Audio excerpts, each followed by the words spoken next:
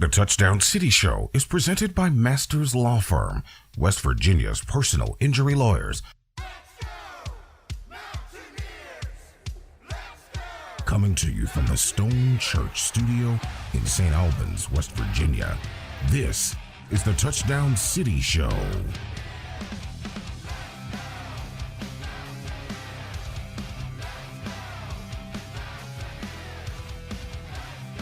And we are back in the Stone Church Studio. Welcome into the Touchdown City Show, presented by our friends at the Masters Law Firm, West Virginia's injury lawyers. I'm Anthony Lewis in the Stone Church Studio with Matt Durrett, Derek Bailey, and the GOAT, Avon Coburn. Gentlemen, welcome back. It is football season officially. Meet me in the track. It's going down. I'm excited, fellas. I'm excited. I ain't been this excited about football since I quit football in 2017. I feel like the anticipation for the season is much greater than the last 3 or 4 years. I really do. I feel like there's a lot more people. Doesn't matter which way they're leaning. 3 or 4. 3 or 4 seasons. Keep cooking over there. I feel like there's more anticipation. No matter which way you're leaning, you know, there's a lot of there's a lot of excitement to see how Rich does in his return. There's a lot of excitement because we don't have to see Mr. Bean on the sideline anymore, ruining things for everybody. Love him or hate him, I think everyone can agree that it was time for Brown to go. A lot of people seem to be unhappy with the Rodriguez hire. I'd say it's about a 50-50 split between excitement and people being demoralized by it. But I say to all those people who are upset about it, wait till the third game. He'll win you back. So this year, or last year, at this time, we were literally at the point where Derek was ready to quit because he was sick and tired of – I mean, we spent 5 years, 6 years, 5 years, 6 years, 6 years. Well, I thought we started in 20. No, I mean, it was 6 years fans, in Neil Brown, yeah. Just beating the dead horse of mediocrity. It was tough, man. It was tough because to the point where it affected us in this room. Especially last year. Last year we were trying to figure out a way to motivate ourselves to do our job because it was boring. It was abysmal.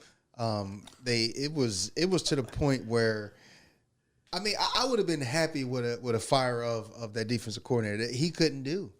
Like he was bringing out the worst in you. He was name calling. He was. I'd never seen him go to that level, which that tells you how bad it was, though. Yeah, right. He's usually Mr. No, you're usually very, very positive and that's good. But like when it got to that point, that's how low West Virginia was as a program, and we're in here every single week, and we're just like, the clock management was poor, the play calling was poor, the defense was poor, and it was just we had to say it in 50 different ways.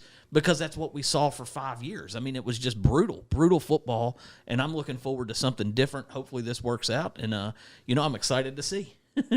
Well, it is the official return of Rich Rodriguez. Matt, you kind of alluded to it. You think that there's I think initially the haters were very vocal, especially in on social media, but I think all that is wrong. I think it's all just quiet. I mean, you have an occasional person here and there, usually tweeting or posting from some, dummy account. But generally, I think people are seeing the difference in the attitude of the program, and it's a breath of fresh air for people because, I sent you guys that meme. I think I don't know, one of the West Virginia groups or pages or something posted, but I sent it to you. There's a picture of Neil Brown, and they're having a pool party. And then there's Rich Rod, and they're running on College Hill. It just shows you the difference in the program. For me, I am super excited because it gives us the opportunity, the fact, to see a coach that holds the players accountable. That is what I'm super excited about because these players are in a situation where they are ready to. They're ready to play for a guy, and Rich is he's one of those guys that is going to coach, and I'm excited about that. I'm excited about the ability that the coach is going to be able to coach, and you're going to see the product on the field resemble what West Virginia is. There's a couple things that excite me about the hire. I'm ready, and I simply think one thing that's going to help West Virginia more than anything, he's tough. This is going to be they'll be tougher. They're going to be a tougher team. They're not going to be soft, and that to me is good enough. Maybe every now and then for a win difference between a win and a loss, just being tough. The second thing is I have heard Rich talking about, or Coach Rodriguez talking about, a championship in 6 years. In 6 years, I never heard Neil Brown once mention West Virginia winning a championship of any kind. Not once. Coach Rodriguez comes in there in the first press conference. He said, I think West Virginia can win a national championship. That's the kind of mentality that you like, and that's the kind of mentality that West Virginia has lacked over the last several years, and I look forward to getting back to that, and hopefully he can get us there. Matthew? I don't think people are making their post or saying as much about him because it's a wait and see now. But the people who didn't like him coming back still don't like him.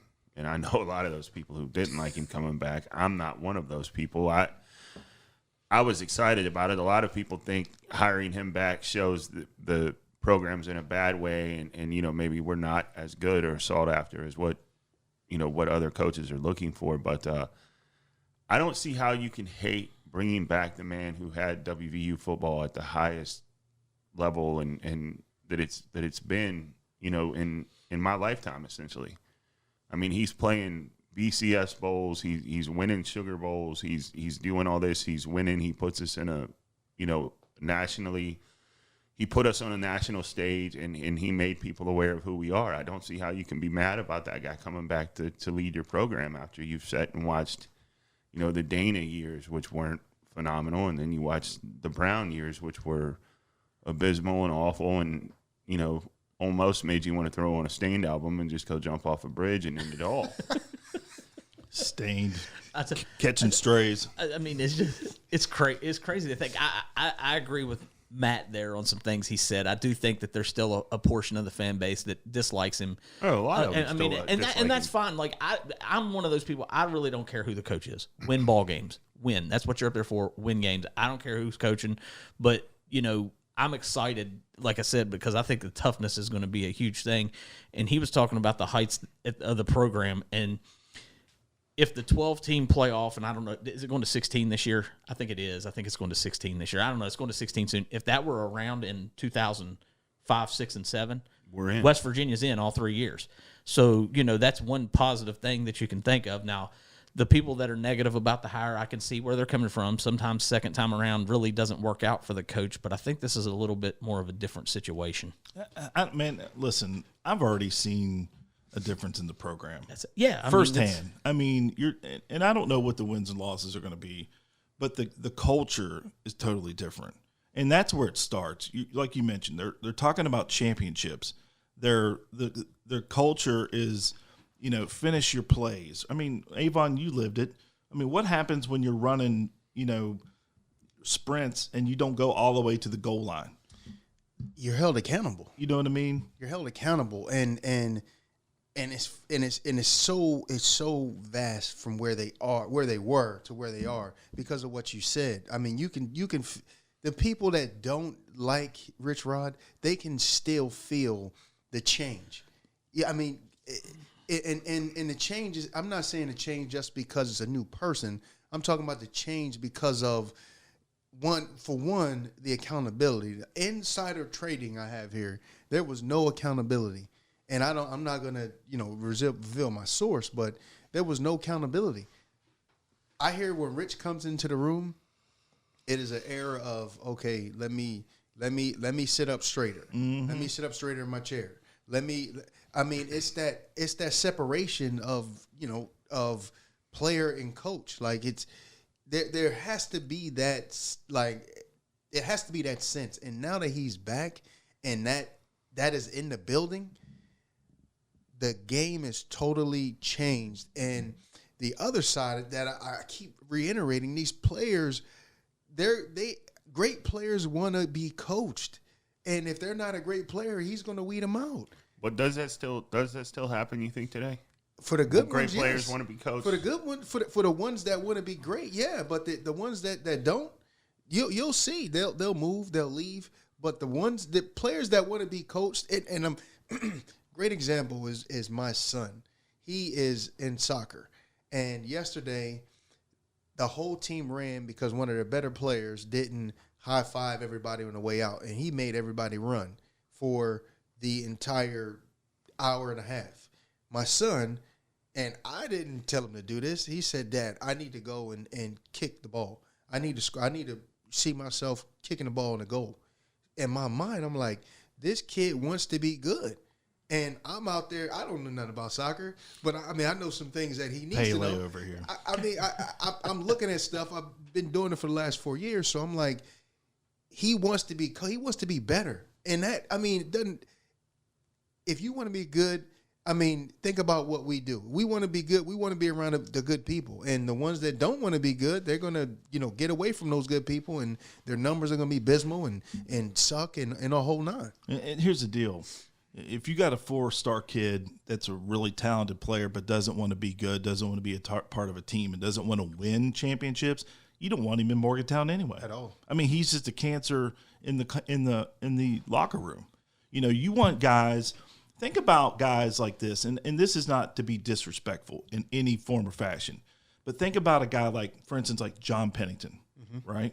Walked on, became a player in his junior and senior year, had some moments, produced on the field in his role. Ben Collins, who was super undersized and started his senior year because he worked and got better under Rich Rodriguez and had some big plays on that defense. It was a teammate of yours. There are guys, he will bring the best out of guys, and they will step up to the level where a 4-star kid who wants to be average will end up below a guy like that because they don't want to work to the level that Rich Rodriguez wants him to work at. I'm telling you guys, I am excited for where we're going because the mindset that our team is going to have is a winner's mindset. Come in, Derek said it when we opened up. We're talking about winning championships, and we talked about this last year, Derek. Why do West Virginians have to not believe that we're second class citizens? Why do we have to think that we can't win a championship? Yeah, and that's the excuse you always hear now is it's a money game. We don't have the money to keep up with it. Everybody's got a problem. Everybody has that hill to battle unless you're Alabama or Texas Tech or Texas A&M. Everybody's got to deal with that same NIL, problem. And yeah, we may not be able to pull as much money as a Texas Tech or an A&M or a Texas or an Alabama, but the money that they pull here, I think, is still substantial enough that you can get players, and you have to get them in here, and they want to have to do it, and they want to buy in. And I think that's the big thing you'll see is he's going to have only guys who buy into what he believes in and what he's teaching. And I don't think he's afraid to tell someone to leave. I think Neil was always worried about how he was perceived and wanted to be buddies with all these guys. I don't think Rich has that worry. He's here to do a job. His job's to win football games. If you ain't buying in, there's, clean your locker out, and there's the door. Don't let it hit you in the ass on the way out. Let me ask you guys this, because we did talk about the the people that were unhappy, but do you think he won the PR game since December? Has he won the public relations war as far as like getting back out, making himself relatable, winning people back over? I don't think he was ever unrelatable. I think there was a PR problem. Yeah, when he first hired him. I think all that. Everybody wants him to sit down and say, "I'm so sorry for what I did back in this day," and he said it. He said it numerous times. How many times are you going to keep reliving that, and making him go back and go through that and go over that again? People make mistakes. Let him come back and right the ship. I think some people they think he's going to come to their house and sit in the living room and apologize. And he already told you he's not going to do that.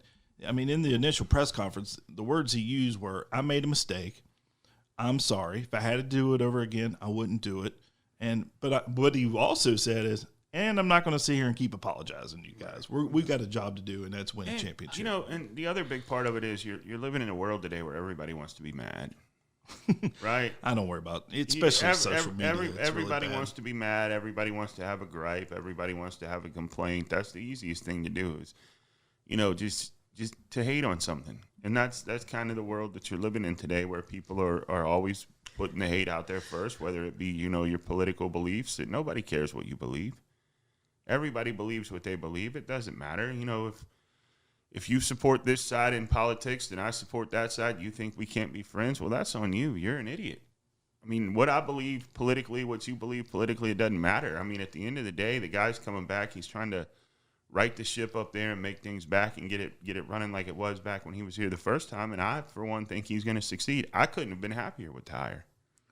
One of the things, I don't know if you guys have been paying attention to it's two things that are interesting to me is, one, he talks to the press every day, which in the past, I don't know if any coaches usually do that, but he's been out there every day. So I've enjoyed his press conferences. But one of the things I've noticed is when they ask a lot, and it's funny, the press has been trying to press him on naming a quarterback or tipping his hand on some starting positions. But one of the things that he seems to be really happy about, or even at ease about, is his quarterback room. And we all know when Rich Rodriguez has a quarterback, watch out, because, I mean, it's proven here. Denard Robinson was unbelievable. Khalil Tate, the young man from Jacksonville State last year who ended up finishing the season, when he finds a quarterback, watch out. And I've noticed usually if you're not comfortable with your quarterback room, it's shuffling in his seat or, but he seems real even keel when he talks about his quarterbacks. And he does it because he believes that he has somebody. And going back to your previous the PR thing, there are people that don't like him that's like, you know what? I'm going to give him a shot. I'm going to give him a shot because, what we had wasn't working. You think? And people, and I think a lot of people that were against him with the PR thing and him going around and him, and I think what you talk about him doing every day in front of everybody, talking to the media, people are realizing that, one, they have a coach that cares about West Virginia. Two, they have a coach that wants to win and is not afraid to freaking say we're going to win. And now when you say it, you got to prove it, you got to back it up. But going back to the quarterback, he is super confident because he has abundance of quarterbacks. I think they all do things differently. And, as I'm listening to the press conferences, and I appreciate Touchdown City putting those press conferences out every week or every day almost. And, it's showing in our numbers. But he's confident because he's like, we're going back to when I was at West Virginia. I'm going to start off in a way better position than where he was because he has a guy that can do what he want to be done as far as throwing the football or running the football. And he kind of tipped his hand. I don't know if you heard or even listened or even caught it when he was saying, the guys we have right now might be better passers than runners. So we might be throwing the ball a lot more than we will, in previous years because these guys can really spin it. There isn't a route that they can't throw. So I feel like, him, when he's in that comfortability, he's still going to be a jerk. He's still going to be, who he is. But at the same time, he's still he's in a position to where he's like, if you have a quarterback, you got a chance. And he feels that he has a chance with the guys he has. It's a deep room. I mean, it feels like it early going because he's not complaining about it at all. I don't know if that's a good thing, a bad thing. I don't know, but he seems confident, like Avon said, and I personally think he's got a couple of guys that's going to have good options that are going to be good options. And if somebody gets hurt, I mean, I know we've seen in the past Marchiol's been hurt before, so I think he feels confident that there can be a guy that come in and there's not going to be much of a drop off if Marchiol is the starter. I mean, he's not going to give that away this early. He's not going to tell you who's starting or anything like that. He's not going to take. You may not even know who's starting until the first snap against Robert Morris, and that's fine. But he's going to play two of them. That's what I think too. Marchiol's going to play. Henderson's going to play. He's going to play two of them. I think both guys provide you a little bit different. I think Henderson probably more athletic and can run. Marchiol may have a better arm. I've not seen Henderson throw the ball, but I think those are your two lead dogs in there, probably interchangeable. You'll probably see, some hot hand this year. I think he's come out and said they're going to have two quarterbacks probably play because they're both very good and they're both, you can count on both of them. I don't know that that's the best way to go. Most people who are doing two quarterback shuffles, it's not always the best thing, but, I assume if it's a two quarterback situation, you'll get 2, 3, 4 games into the season. One's going to rise above the other, and then you stay with that and go with that. I mean, the ones that I don't think Markio's the answer from what I seen last year. Not saying that things can't change and within a different offense, but I don't see him being the answer. I don't think he has elite speed, which you want in that type of a. And again, he did say there isn't a Pat White in there. There's not somebody that is fast as Pat White in there. Well, let me point out a few things about Rich's offense, and I think we always allude back to 05 through 07 with Pat White, and that's not traditionally what his offense looks like. If you go back to Glenville, I mean, I believe when he was at Glenville, one of his receivers broke the national receiving record. When his quarterback Wilkie Perez, yeah, like that, they broke records throwing the ball. Then of course Woody Dantzler, Sean King, they threw the ball all over the place. So do not be shocked if they stand back there. If he needs to throw it 55 times, he's throwing it 55 times. I'll say this. I'll be a little bit shocked because I think Jaheim White is very good. I'll be shocked if we see 55. Well, I'm just saying if he needs to do it. In Arizona, Khalil Tate. He was not a great runner. He was fast as he could run, but I feel like he's kind of Markio-like in the way that they ran that offense. Or am I? Everybody wants Tate. I think Tate was I feel like he was much faster and faster. But he could sit back in the pocket. He could throw a little. He could throw a little bit. He could be. It's kind of similar. It does. They don't have to be Pat White speed. No, they don't have to be Pat White speed. Not at all. I mean, I'm just going back. I don't think he is the answer. Like, he had a game where he started and, he didn't. I'm gonna blame that on that awful system and those receivers that couldn't get open. Well, see, that's the thing with me is like, what quarterback did West Virginia have that looked good with Neil Brown? I didn't think any quarterback looked great with Neil Brown. I mean, you can say Green, but Green ran the ball more than the other guys did. Like Daggy wasn't great. As far as Green passing, none of them looked great. I mean, just in general. Well, I mean, Daggy looked good if he didn't throw it to the other team. You know what I mean? He did look good. I mean, as far as throwing the football, doesn't that disqualify when you throw it to the other team? Yes, it does. It does. But I'm saying, as far as like a good quarterback, I don't think Markio is the guy, and he can prove me wrong because of you get around people, you get around different environments, and it'll raise your level of play because of the people around you, and your coach is going to bring more out of you. So, from what I saw when he had his opportunities to play, it was not like he didn't do anything that said, okay, make this guy the guy next year. Mm-hmm. All right, so you've got a mole up there. Let's talk about running backs. What are you hearing from the running back room? That's the part that kind of excites me. You know what? And I actually was talking to him yesterday. It was about something totally different, and I didn't even and I thought about it after I got off the phone with him. Like, man, I need to call him back and see. And I didn't get the insider trading for this show. But I will. I promise you, next week I will have all of the tidbits on that room and making sure. And matter of fact, I'm actually gonna go up for a couple practices next week, doing some things with work. So it's gonna expand me a little bit. So it's gonna have me up there, so I'll be able to see for myself. Rich is back, and the doors are open, guys. Like, former players that listen to our show.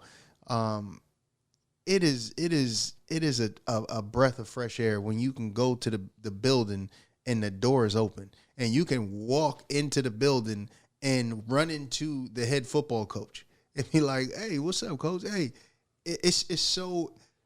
I mean, I don't know if we're gonna talk about that, but it's just a totally different environment for former players, and. I watched something yesterday. I don't know if you guys ever seen the documentary on the head football coach, Franny Brown. in Syracuse. The guy, one of the things I didn't know, he's from my hometown. So, and he is interacting with the former players, and that air of community he brought back to Syracuse. And when you have that community, it feels like, and it makes the players there understand, hey, you will be welcome, and that is a sticking point. I mean, in my mind, if I'm a player, and ultimately, once the game is over, I can come back home and being shown love. I'm telling you, it's going to make our players not want to leave. I mean, obviously, you're going to have those players that's like, I'm not playing, or I'm going to go get a bag, over here. But it is going to give us a air of, I'm staying because we're going to win. It's, I mean, I'm telling you guys, we're going to have that whole – we're going to build a dynasty here with Rich Rod. I mean, mark my words, what is it, August 16th, we're going to build a dynasty here at WVU, and we're not going to settle for moral victories. All that's gone. We want to win. We want to win now. All right, let's take a break. When we come back, I want to talk a little bit about, I want to dive a little bit more into, being welcome back and tell everybody who to contact up there. And also, too, I want to talk about the ice cream machine, because I'm really interested in hearing about this ice cream machine, so I'm hoping you hit it. But again, you're listening to the Touchdown City Show presented by our friends at the Masters Law Firm. And when we come back, we'll talk about the ice cream machine. And don't forget, later in the show, write this phone number down, 304-729-4465. We'll do the Alumni Hall Trivia Question of the Week. Have you been injured at no fault of your own? The Masters Law Firm is on your side and here to help you in your time of need. With decades of experience, our team understands the toll that injuries take on victims and their families, offering both legal expertise and unwavering support. From car accidents to complex injury cases across West Virginia, we've got you covered. Visit our website at themasterslawfirm.com or call us today at 304-342-3106 for a free consultation. Your journey to recovery starts with us. Back for its fourth year, The Mix's Mountaineer Main Street, presented by Moses Auto Group. Kick off the WVU football season with the biggest tailgate party south of the Blue Line. See the WVU dance and cheer teams, the Pride of West Virginia Marching Band, and the Mountaineer. Autograph sessions with former athletes, and the first Barney's Bakery Pepperoni Roll eating contest. Plenty of vendors, food and beverages, live music with Dozat St. Marie and Ultrasound, plus a silent auction and raffles to help benefit charity. Join Classic Hits The Mix, Saturday, August 23rd. Yes, this is Keelan Dykes, your team captain of the Fiesta Bowl 2007, and you're listening to the Touchdown City Show.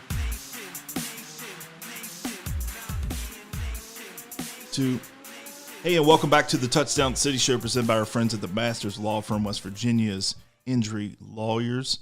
And, of course, don't forget, the Alumni Hall Trivia Question of the Week is coming up, so make sure you stick around for that. Again, the number, 304-729-4465. All right, so Avon says he's going up this week. He's got some business to handle, but he's going to swing by practice. One of the things, and you started down this road, and I want to kind of just briefly touch on it. So for the former players, if you're listening, actually, let me expand that. If you're a former player, if you're a former manager, if you're a former video guy, if you are affiliated with that program, you are welcome back. And I can testify because I spent 6 years working in the athletic department there. And this year they opened the door and I got a specific call that said, hey, come back. We want you back as well. We went up for the picnic, what was it? 2 months ago. 2 months ago. Yep. There were former managers. Everyone was welcome. When you came in, you came down the red carpet and all the coaches were there. You took a picture with the coach. Big Dusty was on the microphone announcing your name and where you're from and what your role in the program was. And there were guys back. So if you're wanting to come back, reach out to Kevin Johnston with the Varsity Club. Pay your $50. Join the Varsity Club. You get to go over to there's a tent before every game with food and drinks. I mean, $50. I spend $50 in the stadium and you can take your family. Yeah. And if you need extra tickets, I think it's $15. Like I think you get 2, and then if you need extra tickets for like if you got 4 kids or 12 like Avon, you just pay the extra $15. But you can't buy them a hot dog in the stadium for $15. So the fact that you got a place to go sit, relax, have a drink, get some sodas, take your family 15 a ticket for the day, yeah. for the game. Yeah, so it's if What you are pay, we talking about? Why? I'll offload a pocket of cash to you. Let's run those pit tickets and make some money. How much you need? The pit ain't we. How many can we get, fellas? I mean, 2 per player. Yeah. They already said you can't, and I'm like, look, well, your man, I got a family, you squad. can bring your family and you got to pay. But Right. but you know, it's the doors are open. So please come back. The football picnic weekend was great. I'm loving it because I get to come back for even like the women's basketball weekends now and go with the women that I worked with then. You know, the basketball. The doors were shut. Yeah, And now they're Locked. open. Locked, not shut. Locked. so when you go up this week, one would assume, with this being your former coach, access to the cage is now Hey, access to the cage is so- now all so the- Avon. So I mean, let's. the Hey, thing let's is, talk- Danny let's- Nealon's still down there. Danny Nealon is still there. He is. So I will say me and my wife went up there. I was doing some stuff with raising money for the community, and we went up there. We just popped up, and he was like, "You want some gear?" and ran downstairs and grabbed a bunch of stuff. I was like, "Oh my goodness, this is beautiful," but that's not gonna happen all the time. Tell him that you have a cousin Cousin Diddy. who's about a 3X, 4X, depending on if it's slim fit or if it's normal Nike fit. Right. And tell him, you need to put together. He needs to put together a little duffel bag for your cousin, You know and what? take care of some other people. They were even giving out shirts at the picnic. We all got a shirt when we walked in. Matt, I'm telling you, man, it is a different ball game. And KJ, he is setting a tone for a great season for players. And again, some people are gonna be upset because they're and which they should, because there's a pecking order. You know what I mean? There's a pecking order. There's certain players that's going to get first dibs to whatever it is they want, and then down the list. But he has been accommodating as much as he possibly could, and doing things like Ant said when we went to this picnic. That's something that should have been happening, years ago. The best thing that I think he's done since he came back is bringing Pat White back into the fold. Why you say that? Because at a time when he's announced and you're split 50-50 or you're split 60-40 on how people feel about him, there's one person who no one is split on how they feel about him, and Pat is 110% loved and revered by anyone who's ever went to Morgantown or been a Mountaineer fan. So if you bring these guys back, Pat, Divine, and these guys, you bring these guys back and get them back into the system where they're going to be seen up there all the time. It doesn't hurt having Rashid there. He was loved as well. And then you let, Pac-Man back on the sideline, Avon back on the sideline. You got Pat McAfee out stumping for him every turn he makes when they're talking about WVU and college football. He's played his cards well, because I think adding 5 back to the fold just, okay, well, Rich is back. I don't love Rich, but then it's like, oh, but he bought Pat back. So if Pat's buying in with him, maybe we should give him another chance. I just think adding Pat White did himself a favor of no one's going to ever speak ill of Pat, and you add him back to the sideline and put him in there where he's in the mix and people love seeing him back. Now, I do want to also just kind of add that Pat is fully qualified to be coaching quarterbacks. I'm shocked that Pat is not the main quarterbacks coach. That's the one problem I had, is how do you take here's why, and I know where you're going with this, but here's why. Pat doesn't know Rich's current system, like Rhett does. That's why. Rhett is actually teaching the system as is to the quarterbacks, where Pat is learning from Rhett. Oh, there you go. That's just the answer. I mean, listen, Rhett's been running that offense since they were at Arizona. He was on that team. So He's not only has he been running it, he ran it at La Monroe. He ran it at. Did he go to Jack State with him for one season? So he was at Jack State, and then he was a coach at Jack State.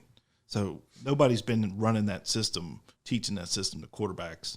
I mean, I thought it was interesting in the press conference with Rhett. He said, if I want to show somebody exactly how it's done, I pull tape from when I was playing. That's a wild statement. But he didn't say he did it well. He just said he showed him how it's done. That's Exactly how how you're it's supposed to done. do it. So, but he knows exactly. I think when it comes to teaching this system, there's nobody that's going to be able to teach it like Rhett. Right. Now, what does Pat White bring to the table as far as being a coach? Right? He brings he raises the bar amongst the players. Like, if you want to play, this is the next level you need to take. Mm-hmm. These are the things you need to look at. This is when you pull the ball down and run. And also, too, you also need a pick-me-up guy, right? Like, it's what Billy Hahn was for Huggins. Mm-hmm. Like, Rich will tear you down and walk away, but then you need somebody to pick you up off the mat and then coach you back up to get you back ready to come back out there. Because he's going to pick a fight with you. He's going, and he told me I was so mad. He's going to pick a fight with you just because he wants to make sure you stay on your toes. And you need that coach that's going to be like, all right, Avon. I mean, but again, it's insider trading. They're like, all right, today we're going to pick on Matt. I'm going to jump on him just because and make sure you bring him back. But I'm going to make sure he's miserable today. Because I want to push him to the level that he needs to be pushed to. So that is you need that because when you're getting coached, you're not always gonna like what you hear. But you, like you said, you need that pick me up guy. You need that coach on your side that's in your room with you that is saying, you know what, hella high water, I'm gonna ride for you guys. And that's where you get your Reds and your Pats that are like, okay, look, I've been through this. You're gonna get yelled at, a lot of times, and most of the time it's gonna be because your name is Red. But understand, it's building those layers because in the fourth quarter when you're tired, you're not gonna be. You're gonna hear my coach picking me up as opposed to me being tired, but suppose the crowd is yelling at me or I'm guys. We are in an era right now. I feel like we're building a program, and Rich, don't let us down. Please don't let us down.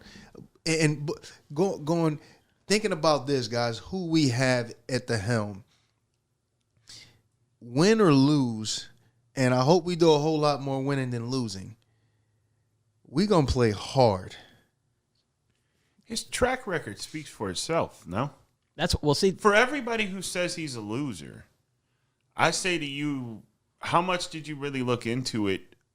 Or how much did you really, do your research on what you're saying about him? Because everybody always goes to that Michigan year, right? Oh, well, he was a loser at Michigan. Okay, well, he was also kind of backdoored on 30 at Michigan with Lloyd telling everybody to leave. And then you look at what he built at Michigan and you look at when, big boy Brady Hoke came in and won the Sugar Bowl. That's all Rich's guys. And Hoke, as this man right here to the right can attest, Hoke never won again. After Rich's crop ran in and out, and Hoke had all that winning with him, Hoke never won again. He was fired, year? It was 3 years after. Okay. But he got the team that Rich built. Yeah, he had Robinson and all those guys, and that's when he won, and that's when he did most of his winning. So Rich's numbers at Michigan may not have been great, but the players that he put in position at Michigan were great after he was fired. He then goes to Arizona. 3 years in Michigan? 3 years. Yeah, and then he goes to Arizona, and Arizona wins the Pac-12 South Championship. They beat Oregon twice, and Oregon at the time, that's Mariota and those cats. Am I wrong? They were ranked like number 3 in the country the night they beat them in Eugene. And then he goes to Jacksonville State, and he's winning conference championships down there. Everywhere he goes, he wins. Is this a situation where he walks in, he's going to go 9-3, 10-2 off the rip? Yep. I think that's possible. I think 8-4, 9-3 is a real possibility. Now, the people who hate are going to say 8-4. Oh, well, welcome back to Neil Brown. He went 8-4 once. Yeah, and it's like his schedule we're playing against. If we go 8-4 in this schedule, it's going to be. I don't see how people can be mad at it, and those who are mad at it want to be mad at it because of the way shit went down when he left and went to Michigan. Get over it. That's been 20 years ago. Move past it. You guys have touched on a few things. I want to touch on what Avon was talking about with the players being welcome back. It amazes me that West Virginia here recently in the whole Neil Brown era hasn't sent. I mean, how many players are in the NFL? Like, there's kids that are growing up that don't even know that West Virginia's produced how many NFL players overall, but like great running backs, receivers, offensive linemen, defensive linemen. And to welcome those guys back in the building, to me, is a major, like, that's a major thing to do, because like you walk up there and like you're a running back and you're on a recruiting visit.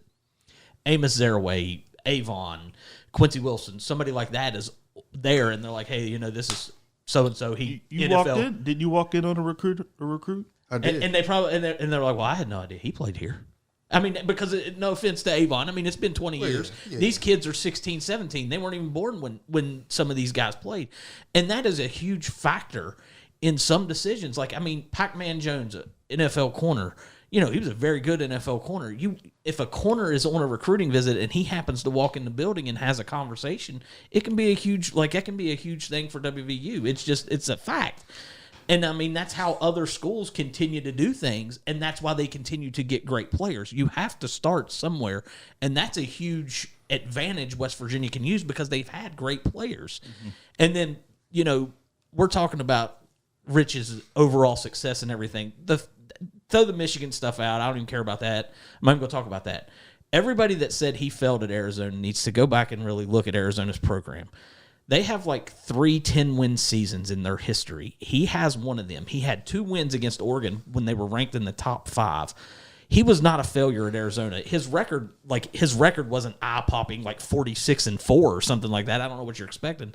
Nobody's ever done that at Arizona. Arizona's a basketball school. It's never been done there. I mean, he was winning there with consistency. I think their fan base was a little bit upset that they fired him. So, it is what it is, but one of the greatest intro videos to a season ever. Isn't that where he did the gladiator thing? Yeah. I mean, what are we talking about? Get out of town. So on the visit, Avon, I'm going to play this for you guys. On the visit, I want you to check out this ice cream machine, okay? And I want to play this clip from this has been my favorite clip from all of his press conferences so far this season. Our guys got it pretty good. You know what I mean? I mean, y'all been through this building? Have you seen how we eat? You seen all the services we have?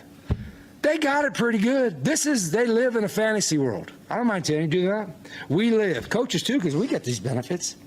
We live in a fantasy world. We want for nothing. You want food, you want medical help, you want, job help, you want financial help. I mean, we got cold tubs, hot tubs. I mean, we even got an ice cream machine. We just got it yesterday. Maybe 2 days before we get it all cranked up. But damn, this stuff, I mean, it's top level stuff, man. An ice cream machine, free. And probably even have the sprinkles to put on it. I mean, golly. So they got it pretty good. And now they're getting paid, a lot of them. So he said that, and it's because of my, knowing him and working with him.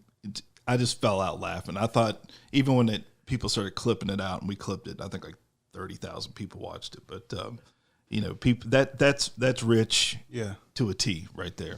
But it is true. We got an ice cream machine up there. And I mean, so to say we've always had ice cream at WV. So I don't know what this ice cream machine is going to be. We always had ice cream.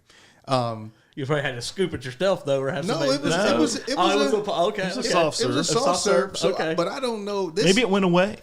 Maybe it did, and they just brought it back. But we've always had an ice cream machine. Well, Neil had his own ice cream party, so they really didn't have to have an ice cream machine. Well, I mean, Don loved a hot fudge sundae, so there was going to be an ice cream machine in there with Coach. I'm excited to see it. I mean, like he said, man, it's a different level. Like because when I say we're building something, like if you walk through a Michigan facility, you walk through an Arizona facility, you walk through, those big, Texas facilities, we are comparable. Like the locker room, the facility is comparable. Like I've never been to Alabama, I've never been to Texas to speak, but Michigan, from what they had before to where we are right now, I mean.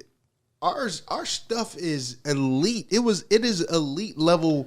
We can compete with anybody's facility.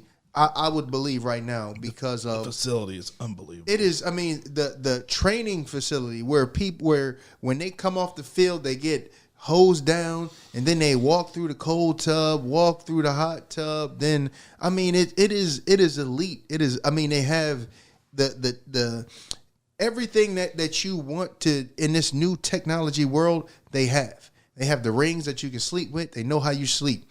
They know when you wake up. They know when you go to sleep. They know, how much you weigh. They know they know when you get to your top speed. They know everything you want to be able to measure. We can do that. Does it make us soft? Yes, I think a little bit, because, it's taken away some of the grit because it's technology. You know what I mean? You can measure it. It makes us a little soft in my mind. Well, that stuff might make you a little soft, but running that hill, College Hill. Oh, that separates you. Yeah, that puts the grit right back in it. I mean, there's nothing. And I'm telling that you, is what it is. I don't even like walking up those steps. It is. We're at a level where I know we can't start back at 2007 where we were at that elite level, at the highest of the highs, competing, proverbially for the national championship. We didn't get there, but we're competing at that level. We have the facilities, we have the ice cream machine to make it happen. There we go. That's all I need to hear. All right, let's take a break. When we come back, we'll have the Alumni Hall trivia question of the week with locations in Charleston and Morgantown. The phone number, again, 304-729-4465. We'll do that when we come back. The Touchdown City Show will be back right after this. Hey Mountaineers, Alumni Hall is your ultimate West Virginia Mountaineers shopping destination. Upgrade your tailgate gear, shop officially licensed clothing for the family, or load up on hats, gifts, and accessories. Keep track of your purchases with our Hall Pass Rewards, where you get $10 in rewards for every $150 spent. And WVU students, faculty, and all military receive 10% off when shopping in-store. Shop at Alumni Hall in Morgantown or Charleston, or online at alumnihall.com. Alumni Hall, where Mountaineer fans shop. Visit our new website at touchdowncity.com.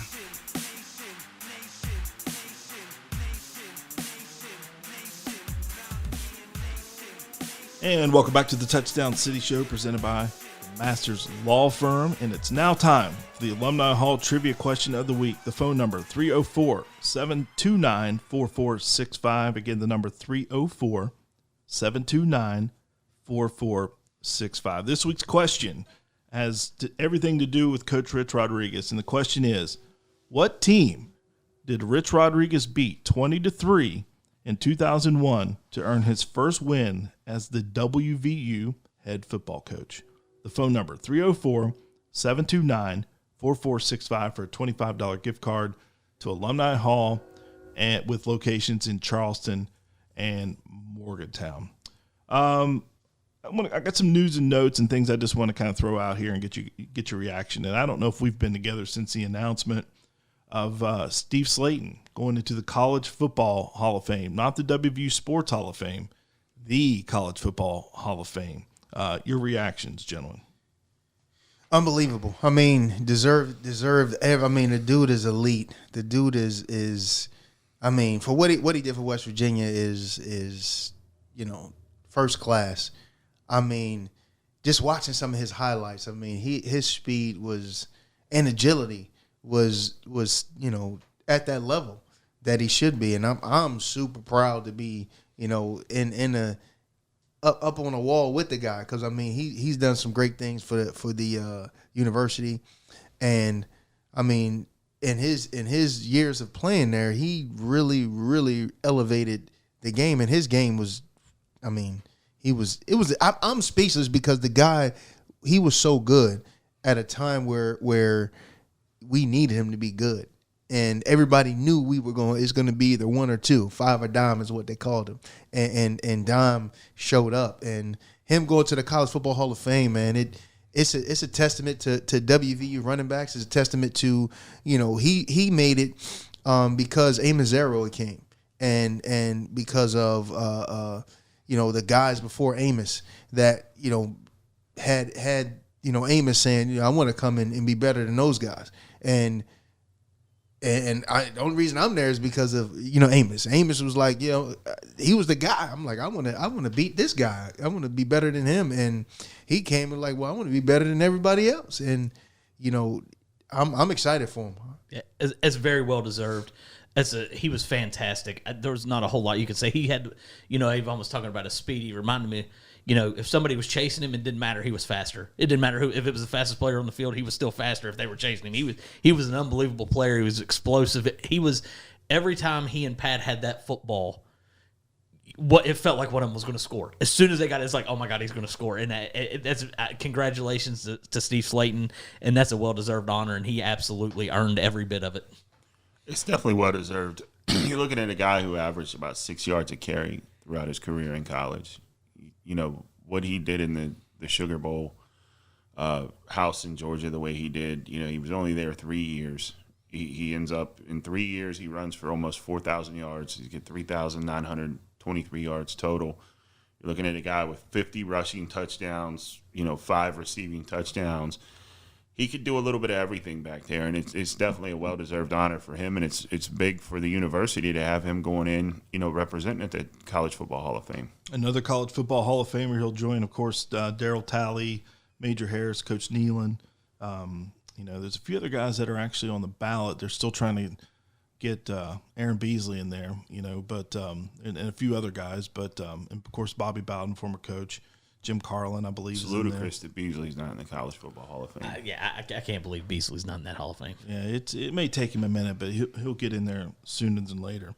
Let's switch subjects a little bit. Let's switch sports. I want to bring this up. If you guys are watching anything in Major League Baseball right now, there's a young man by the name of Isaac Collins playing for the Brewers, and he lit it up. I believe in the month of July, he was the National League Rookie of the Year. What they say, there's always a West Virginia connection. That is Mike Collins' son, the captain of the 1993 undefeated football team. And Isaac is tearing it up with the Brewers right now. It's been a lot of fun to watch. I remember when he got called up last year and Mike talking about it. I remember when he was just in the minors, and even I think he played at Creighton in college. But I remember him going through the process and kind of keeping an eye on it through Mike, and now he's up there at the show. So if you're watching baseball and you're seeing this guy tearing it up, that is exactly who that is. When's his contract up? He's a rookie. He's a rookie. How does he feel about New York and the Bronx specifically? Nobody wants to go up there. It appears some of the players that play for them don't want to be there right now. They've entered quite a tailspin in the late months. Wow, yeah, brutal. Yeah. But congratulations to him, and I believe he's about to become or has recently become a father. So that makes Mike Collins a grandpa. Poppers. Yeah. So great family, great kid. Of course, Mike's that dude. And the crazy thing, the Brewers have the best record in baseball, so that's not that's a rookie that's on that one Rookie of the Month in July. They have the best record in baseball, and he's the reason. He's one. Yes, he's one of the reasons why. And we're getting posts within our chat and our feed, and we're all seeing it, and we're like, Mike, man, congratulations! It's phenomenal. I mean, and the kid is lighting it up. And I mean, if you turn on SportsCenter and they talk baseball, you're gonna see them with him. They're gonna show, you're gonna see that Collins jersey, and he's hitting.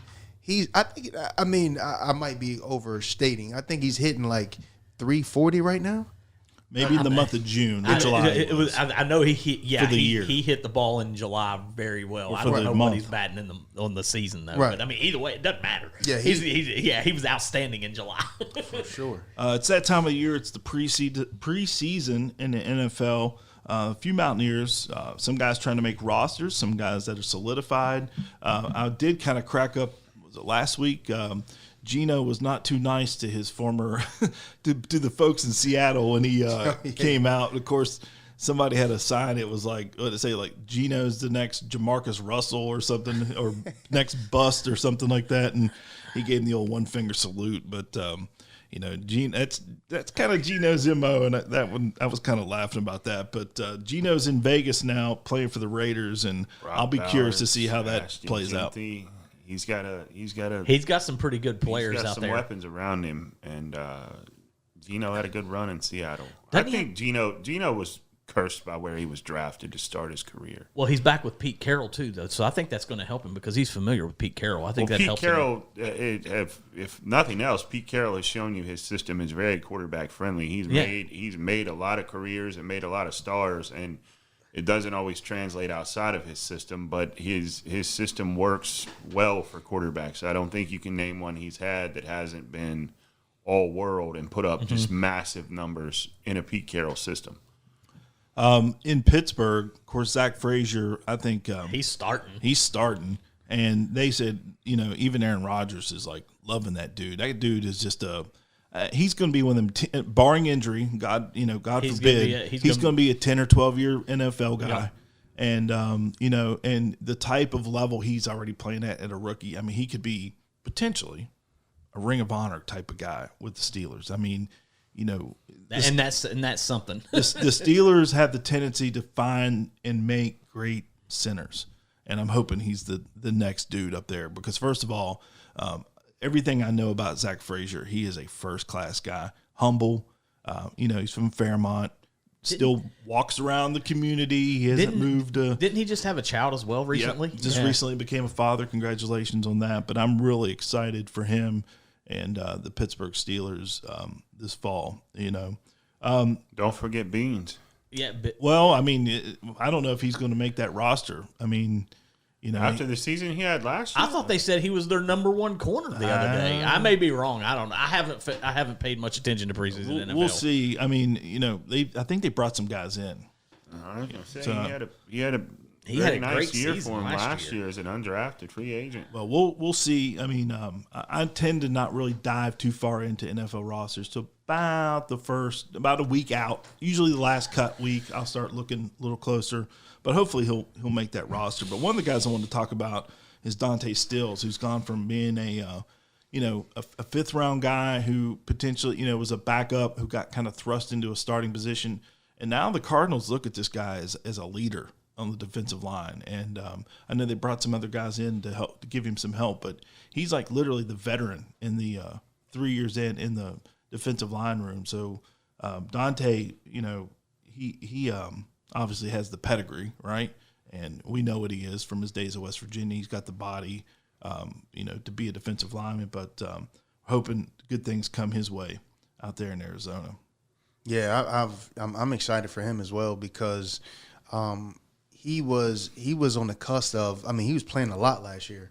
Got to start a couple games, and like you said, I mean, he has the pedigree, he has the work ethic. I mean, and I salute to his pops because he's the one that taught me how to work. So, that his work ethic didn't go unnoticed because I think, one of the things that the legacy I left at WVU is what Gary put in me, and that's going to take you a lot further than just being a great player. Is working the way you work. I loved Gary Stills, man. He was awesome. Amazing. He was awesome. I mean, you think Pennington still dreams about him? Oh, has nightmares. Wasn't it that he was yelling somebody block 55? Yeah. He yelled that out at one point. He said somebody blocked number 55. Especially the second time he came around from the blind side and lit him up. Somebody going to block 55? No, you're not. No. We're going to try, but it ain't going to happen. Is Wilger going to make a roster? He's still just floating around. And I think he might make that Cowboys roster. I really think he might be their backup. They don't have it. Who?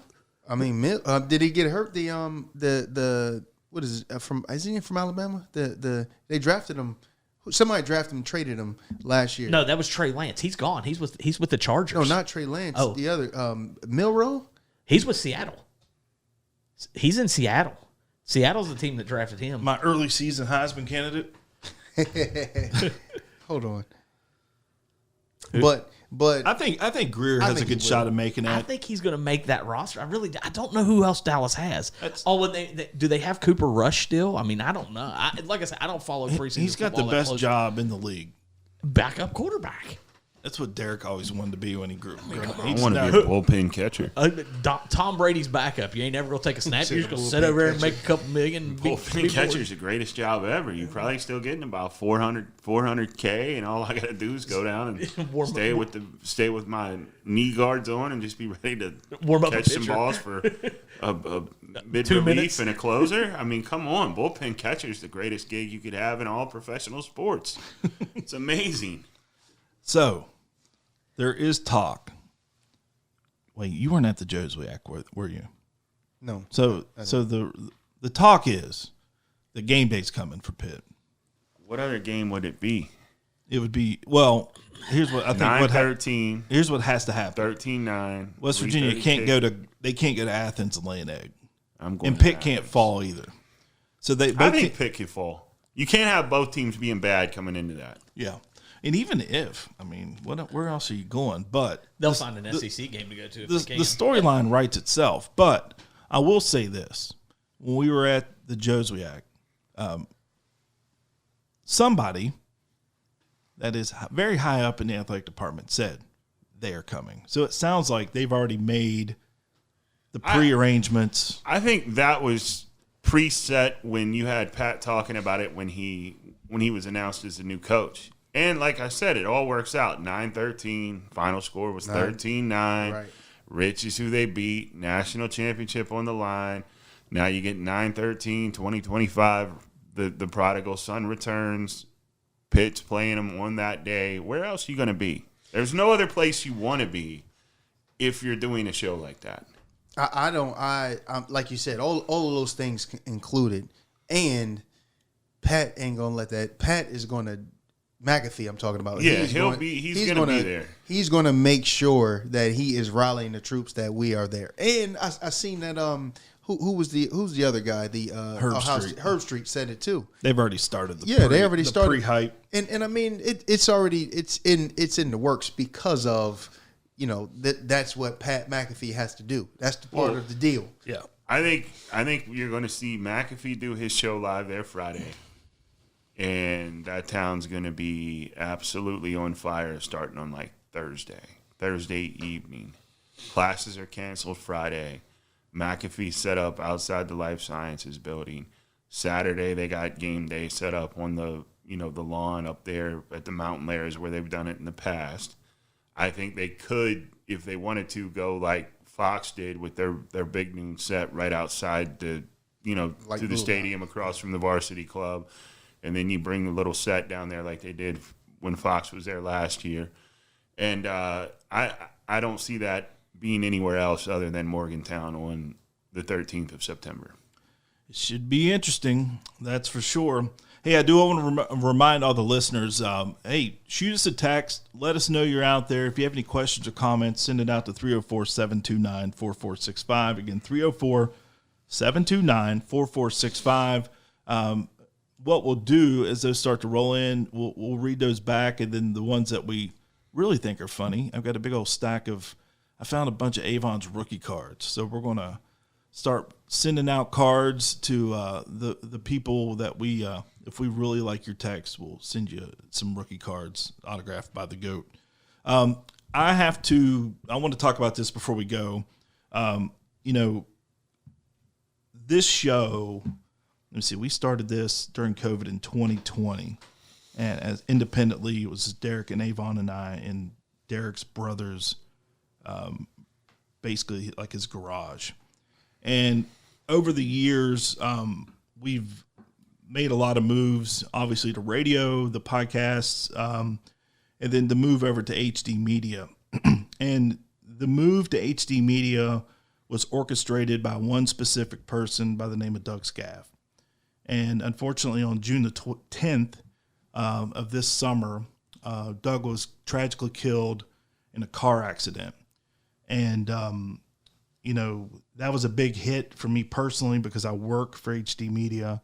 and he brought me there for a lot of specific things. But I do want to point out a few things about Doug, and I have to do this in the first episode. You know, obviously a lot of people know him from his political career, and that is what it is because people get so wound up about politics. But a few things I want to point out about him. One, the Mountaineer Maniacs. He was card holder number one. The originator. He started the Mountaineer Maniacs along with Ed Pastalong and the administration there at West Virginia University, and literally had card number one. So when you look up there and see all those kids wearing those gold shirts, he created that. The goal was to have a student organization that was like the Cameron Crazies, that was nationally known and pointed out. And we're talking 25 years later, they are strong and they're growing. And how many kids have probably gone through that organization because of Doug's vision and getting that done. He had a lot of belief in you guys and a lot of belief in this show. And I want to say thanks to him for pushing us to be better. I know he would individually text. All of us have different relationships with him. I know he would even text Dorette on the side and encourage him to cuss more and and go nuts on certain things. He listened. He paid attention. We talked about it in the office. But West Virginia lost a good one on June the 10th. And I don't know how long it'll be, but the ripple effect of that will be felt for years, just due to the fact that he was involved in so many different things. Obviously, a co-owner in Fazio's, the restaurant. He was so excited about that. They had just bought that and closed the deal, and he was over there working. The businesses that he's involved in, and then just the organizations. I'm sitting in his seat for an organization called Mountaineers Night Out. We'll be having an event in September that's raising money for the West Virginia Kids Cancer Crusaders. But we all had different relationships with him. I know that there's a great picture of you and Avon and Major Harris from the wing eating contest that he would MC every year. But what a loss that we've endured here. And it's kind of odd. It's the first time in my lifetime that I've ever lost someone unexpectedly. I've had friends pass that were sick, but never just gone. Like literally, I talked to him. I may have been the last person that actually talked to him on the phone.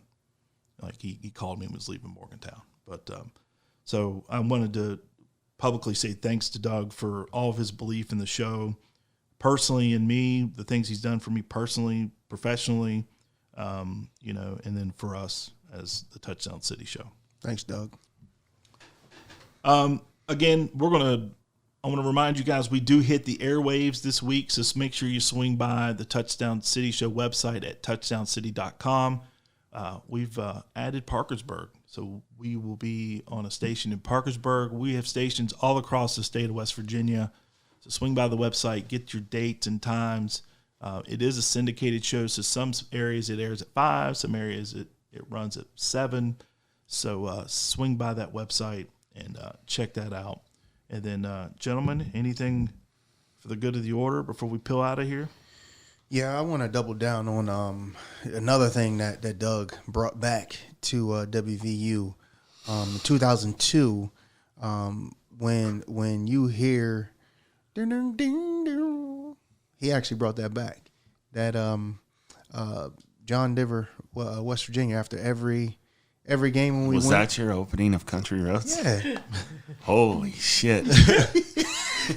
That's how it starts with the little banjo, But he brought that. That sounded like dueling banjos. But go ahead. Easy, buddy, easy. I'm not musically inclined here, but I mean, doubling down on my boy Doug, man. He 100% brought that back, and I mean, who does not? I mean, there's a lot of people that protest the national anthem. There's not very many people that's going to protest when we win a WVU game and stand up and start swinging. That's what everybody stays for, man. That's what we want to stay for. And I mean, that happened because him and Rich Rod and whoever else was in the room said, let's do this after every time we win. you can't go to a wedding now that's in West Virginia without that being how they close the wedding out. That's a song that means something to every Mountaineer fan. I don't know that any fan would get it off that down, but I get where you're going with it. Well, you know, minus that part, man. Doug was an icon in West Virginia. I mean, and still is, and his name is going to live on forever because of the things he implemented, not just WVU football, but just to, you know, the state in general, man. And he's definitely going to be missed. Oh, he'll be missed for sure. Scaff was a great guy, man. That guy, like Lou said, you know, all of us had different relationships with him. I remember when I first met him, it was at the Capitol. And he and I talked and became friends, and he was like, "You always look like you're miserable over here." I said, "Because I am." I said, you know, you guys aren't doing shit. So he and I, but I knew if, like, you needed to talk about something and you needed somebody to talk on camera, I could always text Scaff. He'd step out, talk about it. You know, one of the last things, my parents were looking for tickets to the last Mountaineer home basketball game. And I had put some feelers out with people, and he got back with me on Friday, and he was like, "Did you find the tickets?" And I said, "No." He said, "Well, I can't go. My sister may take them, but let me check." Turns out he gave me 2 courtside seats. And I told him, I said, "Just so you know, they're not for me. They're for my parents." He said, "Even better." He said, "I'm going to send you a parking pass to go with it. They'll be the first ones let out when traffic's going." He said, "They go in, they go down through this, they get access to this, this, and this." And he also texted me throughout that day. He was like, you know, "How are they doing? Are they having fun? Good time?" And then he went as far as to text my mom because he had her number with, you know, to send her the parking pass. And Doug was just a great guy, man. He did so much for so many people that you don't even know about. And Doug was a great guy. He'll be missed for sure, you know, by everyone who met him, and some people who probably didn't meet him. They know he was a big force in the community, and it's definitely a big, big loss for the state. And Doug will be missed, and he was a great guy and a great friend, and I appreciate him for everything he did, you know, to help me out. And I was always willing to, whatever he needed, I'd help him out. And Doug was a great, great guy. I will say, before we pull out of it, I do want to tell this story. So back in, like, you guys remember in the late 90s, the Austin 316 T-shirts that Steve Austin would wear, and then on the back it said, like, 100% pure whoop ass. So Doug gets the idea. He loved creating T-shirts. He was always on me about doing different stuff. But he made these shirts. They were navy blue and gold print, and he said Amos 316 on the front. And on the back it said 100% pure whoop ass, like the Austin 316 shirts. And he sold so many of those damn things. Like, people would give me cash, and I would go to Morgantown and go to his house and bring back like a whole back seat full of those T-shirts. And then to the point where the university, like, went to the printing people and told them to stop printing. So of course he just goes, like, to one out of state and starts printing them up again. But if you have an Amos 316 shirt from the late 90s, that is a Doug Scaff special. So I thought people would enjoy that story. What are you going to do? Get your banjo out over here? What are you doing? He's trying to see if it sounded the same. Is that the part you're talking about? Yeah, that's the party sound. Lord have mercy. All right, let's get out of here. But thank you guys for checking out the Touchdown City Show presented by the Masters Law Firm. We appreciate you listening. And don't forget, make sure you hit subscribe. And also, do us a big favor. Stop by and leave us a review. If it's negative, you can keep it. But if it's positive, we'll take it. But thanks for listening. We'll see you